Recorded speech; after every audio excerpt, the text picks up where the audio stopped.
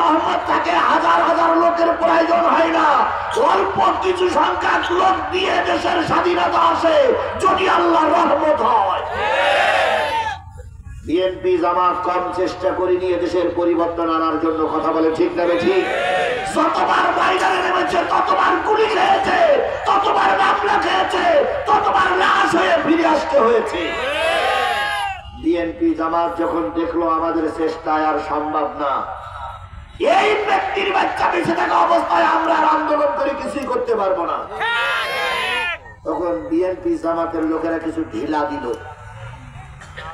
যে আর কত মামলা খাওয়া যায়, আর কত বাইক খাওয়া যায়, আর কত লাশ ফেলানো যায়। আল্লাহ বললেন তোদের চেষ্টা শেষ, আবার রহমত শুরু। আরেকটু জোরে বলেন আল্লাহু আকবার। তোমাদের চেষ্টা শেষ, কার রহমত শুরু হয়েছে না হয়নি? যে ছাত্রদের দ্বারা দেশের এই স্বাধীনতা আসলো, দ্বিতীয় স্বাধীনতা, বলুন তো এই ছাত্রদেরকে আমরা কি কেউ চিনতাম? জোরে বলেন চিনতাম? 5 তারিখের আগে এদের নামগন্ধ পর্যন্ত আমাদের কাছে ছিল না, হঠাৎ করে এরা ময়দানে নামলো। কি বলেন ময়দানে নামিনি?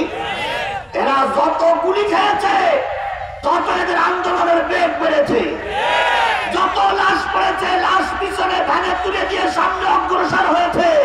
এরা বুঝেছে যদি বাংলাদেশের সব ছাত্র মারা যায় তবুও শেখ হাসিনার গদির থেকে না নামানো পর্যন্ত আমরা আমাদের মায়ের কোলে ফিরে যাব না, যাব না।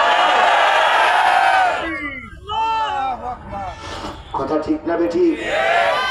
এই জন্য ময়দানে নামলে রহমত করে কে? আল্লাহ নিজেই বলেছেন তুমি জালেম সরকারের সামনে নেমেছো, তোমার ডাইনে বামে পিছনে কেউ নেই, কারোর দরকার নেই, আমি তোমার সাথে আছি। আর আল্লাহ যদি সাথে থাকে দুনিয়ার কোন সাহিত্য ছাড়াই বিজয় অর্জন করা যায়। আর আল্লাহ যদি সাথে না থাকে গোটা বাংলাদেশের র্যাব, পুলিশ, বিজিবি, আর্মি দিয়েও ক্ষমতায় টিকে থাকা যায় না, কুকুরের মতন পালিয়ে যাওয়া লাগে।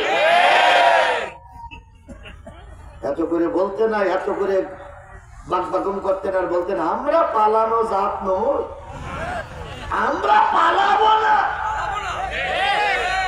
অথচ ওনারাই সবার আগে পালাই গেলেন।